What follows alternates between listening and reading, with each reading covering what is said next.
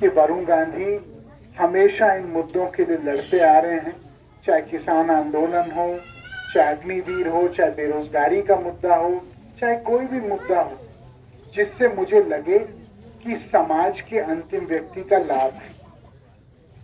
दो हिंदुस्तान नहीं होने चाहिए, एक हिंदुस्तान जिसमें अमीर को सारे पूरे अवसर प्राप्त हैं और दूसरा हिंदुस्तान जिसमें एक आम आदमी का संघर्ष निरंतर है।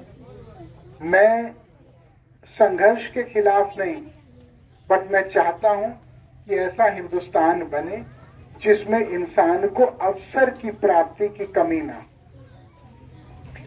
आपको याद है जब कोरोना या कोविड आया था तो आपको याद है कि मैंने अपने पैसे से बिना किसी सरकारी मदद की सारे ऑक्सीजन सिलेंडर सारे अस्पतालों में उपलब्ध कराए।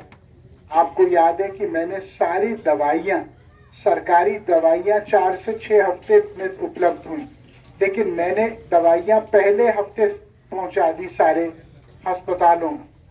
आपको याद है चाहे बीसलपुर हो, चाहे पूरनपुर हो, चाहे पीलीभीत हो, चाहे बहेड़ी हो, हम लोगों ने पहले हफ्ते से ही अपना भंडारा शुरू किया ताकि कोई भूखा ना रहे, खासकर जो मरीज हो या पीड़ित हो।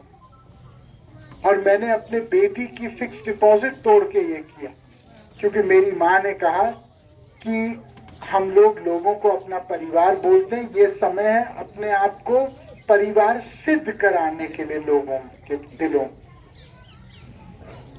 मुझे ऐसा लगता है कि जीवन में अच्छे समय में हर कोई साथ, लेकिन बुरे समय में जो कार्यकुशल हो या कार्यरत हो, यह आवश्यकता मानव मूल्यों की है।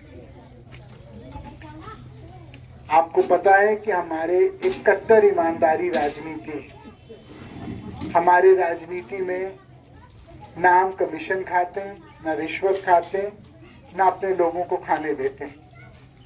और आप इसकी तुलना बहुत सारे स्थानीय नेताओं के साथ करें जो पहला मौका उनको मिलता है तो उतना अपनी जेब इस कदर भरते हैं कि आप उनके जीवन में अंतर देख सकते हैं। जो पहले मोटरसाइकिल चलते हैं वो पद प्राप्त के बाद गाड़ी पे आ जाते हैं, जो गाड़ी से शुरू करते हैं वो फिर काफिले में चलने लगते हैं। लेकिन मैं इसी गाड़ी में आपके पास 5 साल पहले आया, इसी में 2 साल पहले आया, आज इसी में आ रहा हूँ, आगे भी इसी में आऊँगा, क्योंकि मैं पैसे और ताकत को अपनी पूंजी नहीं मानता, मैं आशीर्वाद और रिश्ते को अपनी पूंजी मानता। आपको पता है कि आपके पूर्वज और हमारे पूर्वजों ने मिलकर स्वतंत्रता की लड़ाई लड़ी। स्वतंत्रता की लड़ाई इसलिए लड़ी कि हमको किसी के सामने घुटने ना टेकने पड़े। आज मैं केवल आपको एक बात बोलता हूं कि मेरी लड़ाई इसलिए है और इस मकसद से है, इस परिदृश्य को लेके है कि पीलीभीत के किसी भी इंसान को हमारे रहते किसी के सामने घुटने न टेकने पड़े।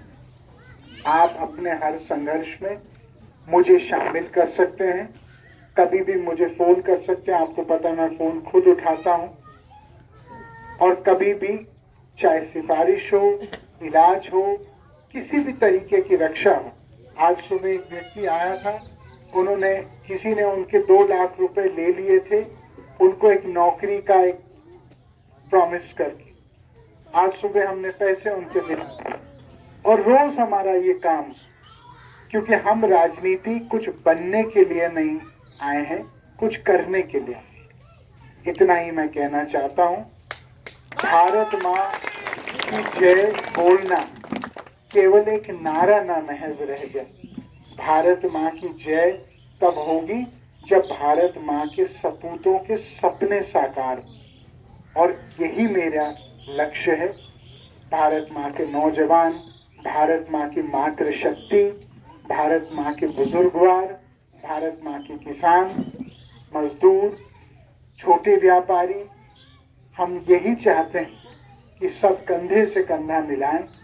उसके लिए एक ईमानदार नेतृत्व जरूरी है और कर्मठ नेतृत्व जरूरी है, जिसने त्याग और तपस्या को एक बोझ न समझ के उसको अपनी असली सांस्कारिक पूंजी समझे।